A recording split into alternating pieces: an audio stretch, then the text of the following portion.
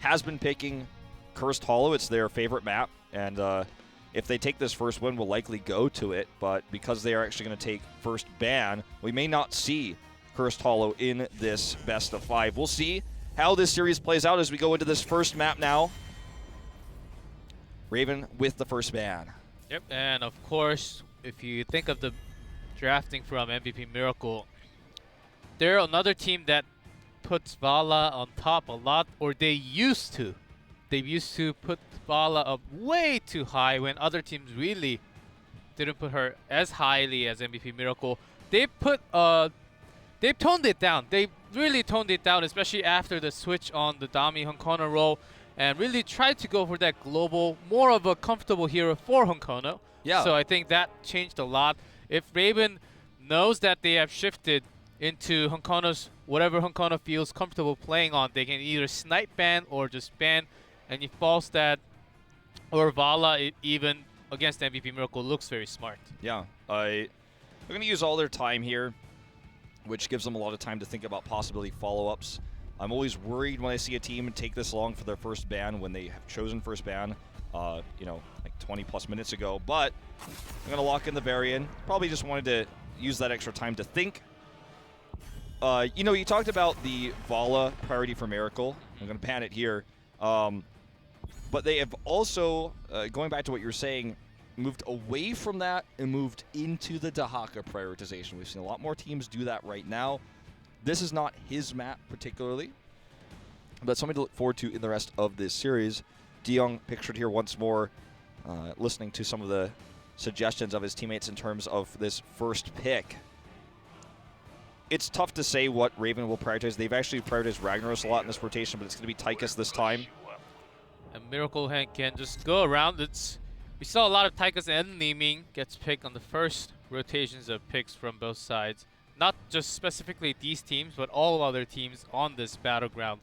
So very likely to see Liming or Malfurion ETC. Lots of options for MVP Miracle at the moment. I'd like to see, obviously Malfurion, but I was going to say Zeratul is something that we could see, and I'm a little bit worried about it when they do commit to it, but it's going to be a good backline hero here. The problem with picking up Zeratul this early is you drop priority of Ragnaros, and also you allow Raven to now kind of take control of the DPS zone. Vala's bad. Tychus is already taken here. They can take Li Ming in this rotation, and suddenly Miracle's in the position where their DPS becomes a little bit less comfortable. It's going to be actually the ETC into Kharazim. They really wanted the Kharazim. But for Miracle, this works out pretty well. Yeah, Kharazim has been climbing up slowly, very gradually in that support role.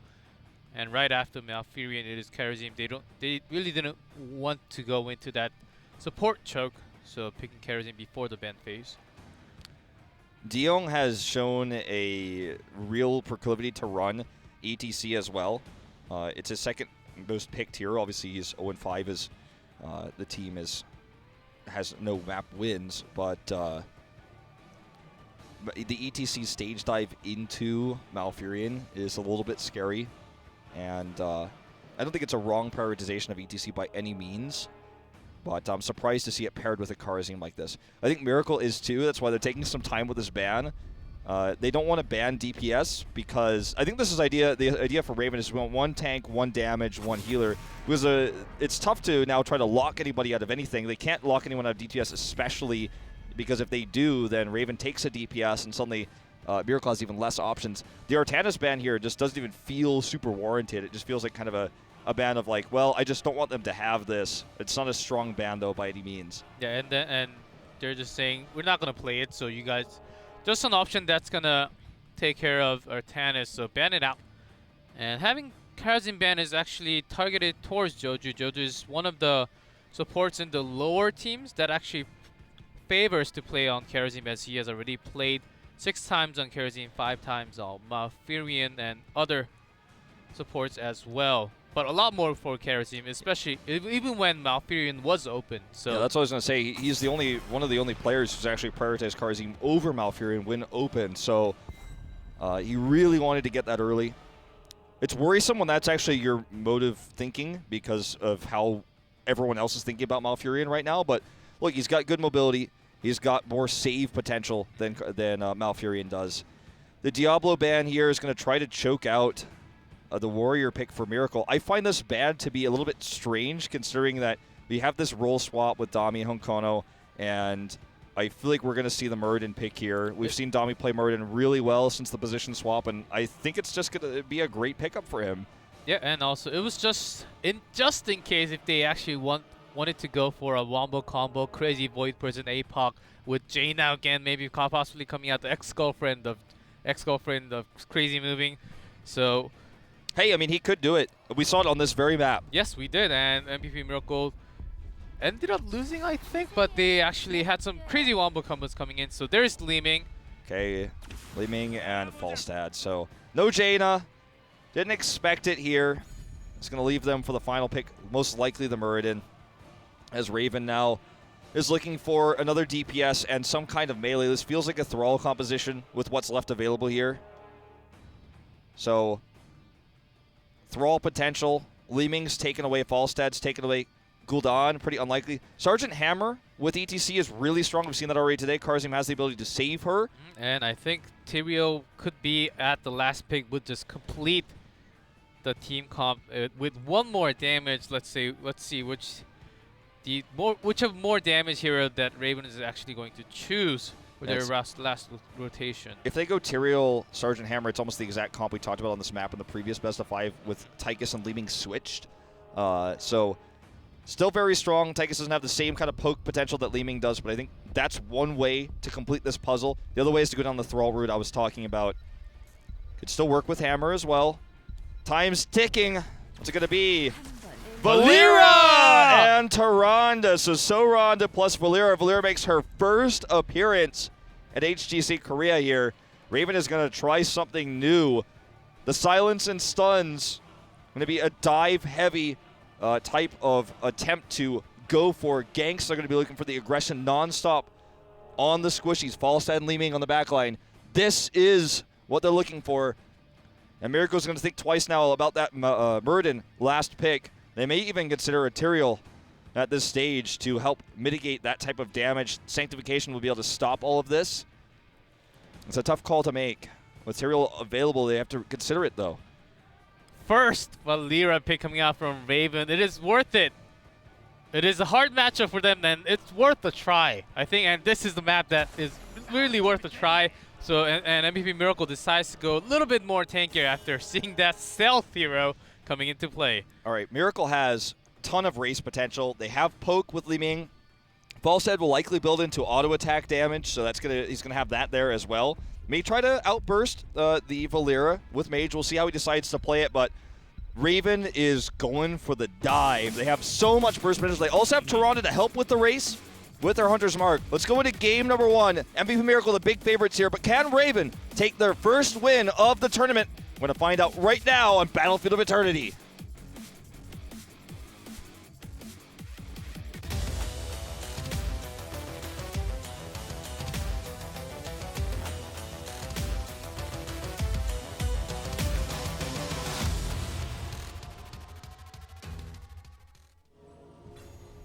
All right, in blue, MVP Miracle. Honkono on his Muradin, Dami on Zeratul, Sniper on Falstad, Crazy Moving on Leeming, and Darvish on Malfurion. So position swaps back here for the Zeratul.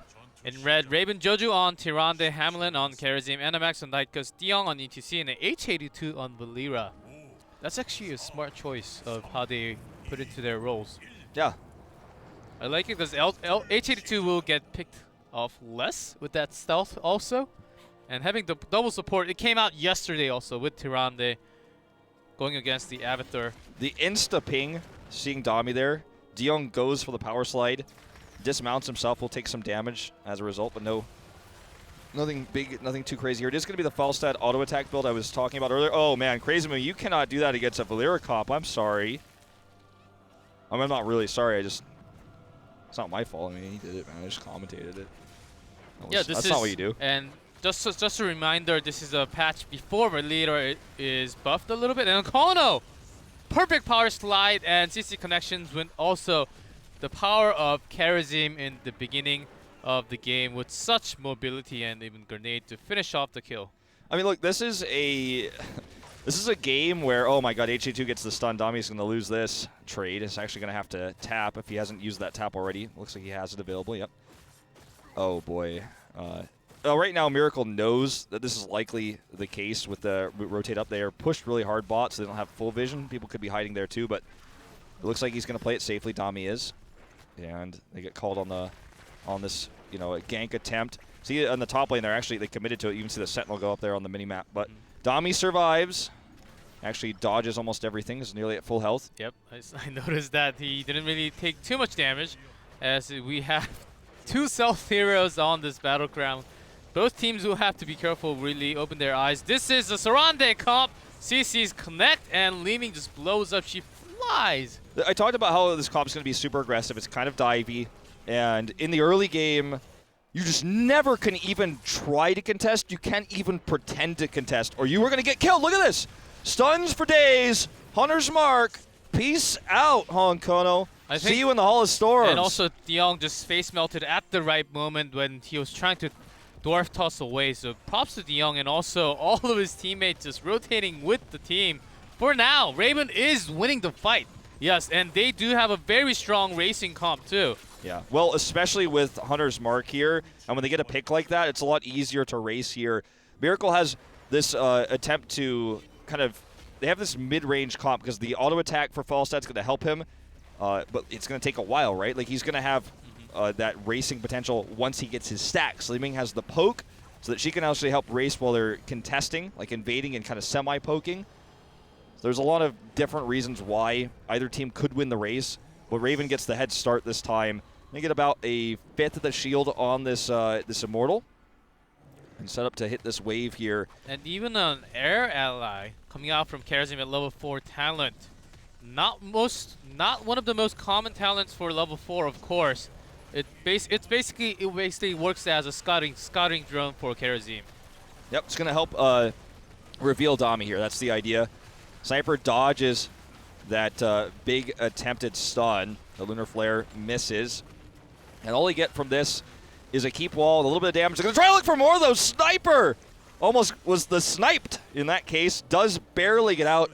Yeah, Darvish barely gives him heals at the last moment. And Valera loses that 1v1 duel against Dami. Yes, maybe after the patch could win the Zero Tool, but not yet. Well, we don't know what happened either. It's like the mystery the casters have to try to figure out when we're looking at the 2 ganked attempt. Well, you know, there's a gank attempt bot.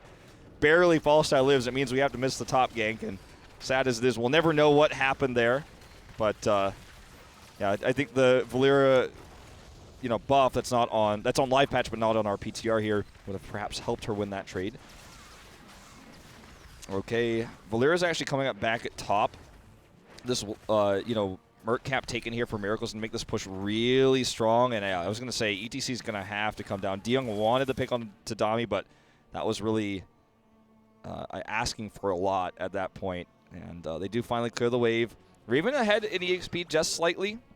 Hit 7 first. As we're getting ready for the next exchange here. One of those Immortal spawns going to be very soon. Raven is actually even going to invade this camp super aggressively. And since they're not taking it as they thought they were, they're going to back off. I like to see confident moves like this. Like, Raven looks like a different team today, to be honest with you, G-Club. They have the comp. Oh, yeah, they're going to do this again. Yeah, they have the comp. They're going in very aggressively, and Diong just soaking damage. I don't think they can actually contest this. It'll be a lot later. There does miss, and Diong cannot go in. Hamlin go in to stall some time, but not really. Dami tries to look for a kill. But he's going to be the one to stun and falls. Really good counter kill there onto Dami. Dami's just been having a hard time, man, and that route was really good. Like, that route was part of why Miracle decided to continue to go on for that fight. It hit 2, but they didn't have any damage. The hammering actually missed. It's not Mage False anyways, but the hammering totally missed there. So some damage that did not go their way. And of course with Mage, or rather with Auto Attack False, to hold that thought, See another attempt here. Ooh, DeYoung's gonna be the one to get caught this time. Very low, does get rooted, but looks like might be safe. Honkono's on to chase that will be a kill. 4-4, actually 5v4. MVP Miracle just joins the team fight. Joji very low, gets blown up again. Oh, this could be more here. Hamlin eats that orb before he dashes away. H82 gets rooted right now, and it will be blown up there. That hammering plus the auto attack there from Falstad going to be pretty good, and this is actually a big Fallen Shaman camp with 2 dead. Clearing this is going to be a challenge. Raven nearly won the Immortal before this, so they're going to have some buffer time here with the respawn. Valera's up in 3, so H82 is going to come right back. This may be the time that Raven actually goes full in for that Immortal push. They want to go race. Maybe Miracle can actually come defend. Looks like they're not going to. They just want to minimize the shields here. They're going to lose the Immortal. There was really not much they could do to stop it. Just how it goes. Well, we saw lots of teams overextend just to get the Immortal and just actually basically throw the game because they wanted to get that one Immortal with low HP. But Miracle just decides not to do that instead. So what I was going to say earlier, as we have this Immortal coming in, is that Mage Falstad, you're always getting stacks for your Q because you're always fighting, you're always throwing Qs out. But on this map, you can't like get multiple stacks from multiple lanes. There's only 2 lanes. You can't really rotate between them quickly. So part of the way you get your Seasoned Marksman stacks for AD Falstad is to get kills. And Miracle was struggling to do that, but now they've got 4. So that's going to actually beef Sniper up quite a bit in terms of his auto attack damage as he approaches his quest completion. I just want to point that out as we're going to see Li Ming and ETC to that dance. Big rotations coming out from Raven. They have no idea that MVP Miracle went all the way up to the top at the moment. That's always a little bit unfortunate. They can try to punish this camp take instead. This is real Chinese what we're watching right now. Okay, Honkono is going to be the target here. 7 Stride is done just in time, and that's going to be a kill. They get 10 right before that, and that's how you do it. That felt like Hyde right there when I was watching. We're going to see Starfall come out as well, and Odin. Moshpit is taken, so we'll see Li Ming eventually lock in that way before she was doing the little dance, game of chicken there that we see, but we'll be locked in. H82, though, wouldn't be a Raven game if he wasn't killed in the solo lane. He's actually going to turn this around, though, on the Sniper. Yeah, uses that smoke, and Mosh and Starfall basically used on the ground, catches no one. At least H82 lived. Small price to pay for a 120-second cooldown ability. Yep, that's going to be a long time. They have to wait for... Basically, all their heroics are going for that team fight. They want to target down, especially with the 7-sided strike. We haven't seen that for a while, as Palm is the way to go right now. Yeah, 7-sided is used with ETC specifically and was in the summer season super meta, and we saw it more often than not for isolating targets, getting those big blow-up kills. And if you're going to bush like this, you know, the kill you're looking for is Honkono, and he's the one who checks, so you can actually punish him for checking. And we're going to see the Sun here cleanse immediately on that Lunar Flare. Had Cleanse been on cooldown, they might have been able to commit to the 7-side there. It's on a pretty short cooldown, so you can use it aggressively. They were just really looking for burst blow-up damage right now. Okay, here comes the attempt to actually counterwise onto DeYoung. He eats a ton of damage. Here's the Void Prison. Dami gets killed by the grenade. Nice shot by NMX. 7-stride strike going to help them disengage here. Stormbolt hits Hamlet, but there's no kill. Parting the red side team here was that orb as they dodge it completely. And H82 is coming from behind. Here we go. Looking for the kill here on the Sniper. Dives in, and he is blown up. Raven in great position here for this Immortal phase. They get a huge stun from the Mortal itself, but it doesn't matter here. Really good play out of this team with a new comp they've never shown us before. Look at this. Just single target blow-ups. The CC's out of control. The Hunter's Mark comes in, and people are dying. Yeah, Valera stun plus, Silence stun plus, Tyrande stun plus, ETC. That's a lot of CCs and damage coming out, really making this comp working. Especially getting picks after picks. That's exactly what they want, winning this Immortal right after. Miracle comes to contest to defend their Immortal, but looks like that's not going to be enough for the time.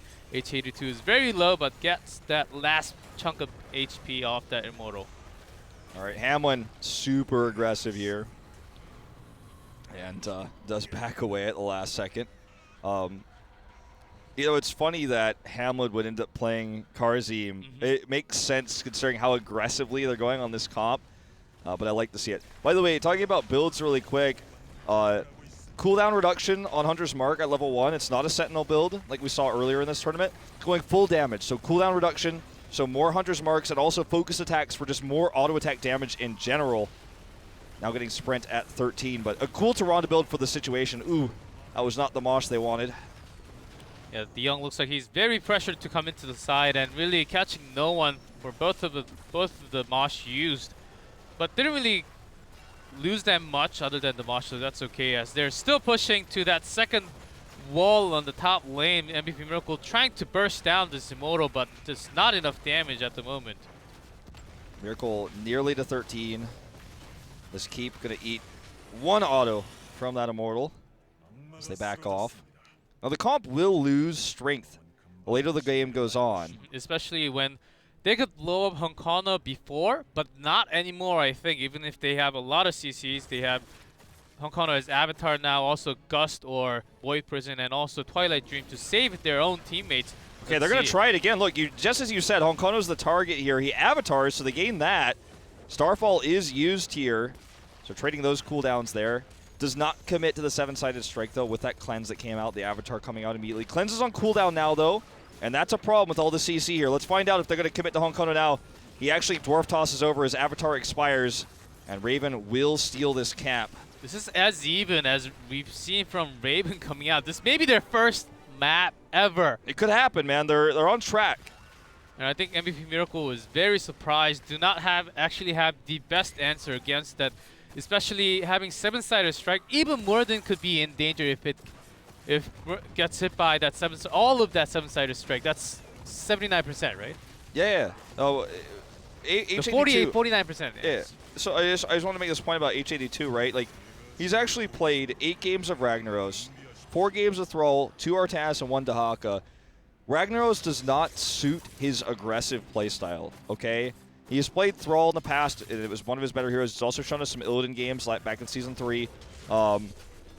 This is a hero that suits his playstyle. He's not afraid of getting ganked or getting picked. He's playing a hero that has an escape and also can be aggressive and is designed to be aggressive.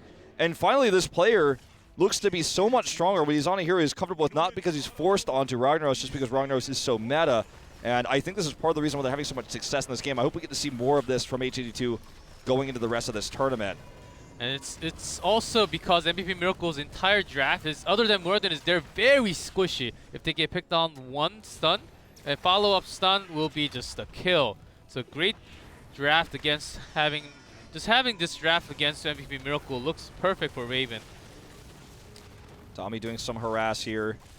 Miracle is actually forced to poke. It's a little power of Li being here, but unfortunately they're poking on the defense, not on the attack, which is where her power comes in terms of killing the Immortal. And Raven has the upper hand on EXP for the moment, but Falstad is going to fly over. Not in the danger zone. I was actually looking for a Gust angle. Maybe Sniper was trying to go into that, but not enough. Yeah, he was too far away to actually get an aggressive Gust there. It's global, but it's not full global. You know, it has a limit to how much you can actually fly. I feel like Sniper, he was clearing the lane. He didn't get them 15. I feel like he should be harassing a little bit. Oh, boy. This could be a problem. Honkano gets caught here. Look at that perfectly timed face melt to stop the Dwarf Toss. Now he's going to get the Mosh here. It's interrupted, though, and there's no 7-side strike, no follow-up here with a beautiful Void Prison followed up by the Silence here. And that is going to actually be 4 dead, potentially 5 here. Dami's on the chase. All he needs is 1 auto, and that's it. 5 killed there. Dami won that fight from the Void Prison alone. Couldn't get the 7-sided strike out. Everyone's stuck in there. Couldn't get that kill onto Honkano. If he had 7-sided, maybe Honkano dies. We see a different fight as it's 4 in the Void, but it becomes a 5v4 afterwards. If Raven actually wanted to get a pickoff on Honkano, they needed Karazim right with them. But Karazim was a little bit too far away. All the 7-sided strike, if it went in, even 5 of the 7 went in, I think that would have been a kill, but that was just not enough. And just leaving Honkano alive, Dami was able to come around, and there's a big change in the team fight with such a good follow-up coming out from MVP Miracle, and it is their game now. They have turned things around, and Raven, they can try that again. Maybe 7-sided strike next time, but this is already Their early game. Just by from that one team fight, they're very close to losing this game, I think. Well, the early game was theirs. It always was going to be theirs. But the late game and even this mid game is tough for them to win because it becomes tougher to get those isolated pickoffs the longer the game goes on. That's how they've been winning the early game. That's how they have 9 kills. But this may just be a late game that they can't figure out with this composition anymore. They didn't snowball the game as much as they wanted to with this hyper-aggressive dive, stealth, CC-based composition. DeYoung is coming from behind. He's 13 seconds away from Mosh. Hamlin being aggressive here. Can actually come in and out with those air Guardians as well. So he has, 2 stacks of those, or 2 charges of those to help him actually be a little bit more mobile. Honkano gets stunned here. But it is Honkano who's getting stunned, so every time Muradin can just Dwarf Toss out, and Hamlin goes in for some damage on Sniper, but not enough. They're on to retreat. And notice the positioning of Scouting Drone. It's almost too perfect. Just scouting ETC from the sideline every single time, and Valera when she decides to come in. Super important that Dami dodges that Lunar Flare. That could have been the death of him had he not. Okay, we're going to see Void Prison used here already. 2 isolated. DeYoung jumps in to try to save himself. Hamlin will not be able to save him. Dami goes in for the kill. Can he escape? It looks like the answer is yes so far. Doesn't have blink, doesn't have blink. Oh, barely misses the Lunar Flare. Perfectly placed. If he goes outside of the vent, he gets killed by an auto. If he stays inside, he dies to Lunar Flare. Lose there. Good moves, actually, to get the kill by Joju. This isn't over yet, but it looks like MVP Miracle is going to just cut their losses here and retreat. The keep survives just barely. You can always see Sniper fly over to kill it later, but it's important that it lives for now because it's less time. Catapults are pushing that lane. Loving this game, number 1, as it is already 1750 into the game. MVP Miracle really pushing hard, and Dami, I think he's gone up to a level where he feels confident playing Zeratul now, whereas against a stronger team more like, he wasn't really confident of going in from the sideline. He couldn't really make those big plays, but right now he seems very confident going in.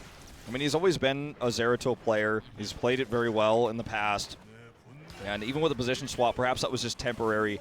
But he's going to make it work now. Sniper's actually going to solo this camp.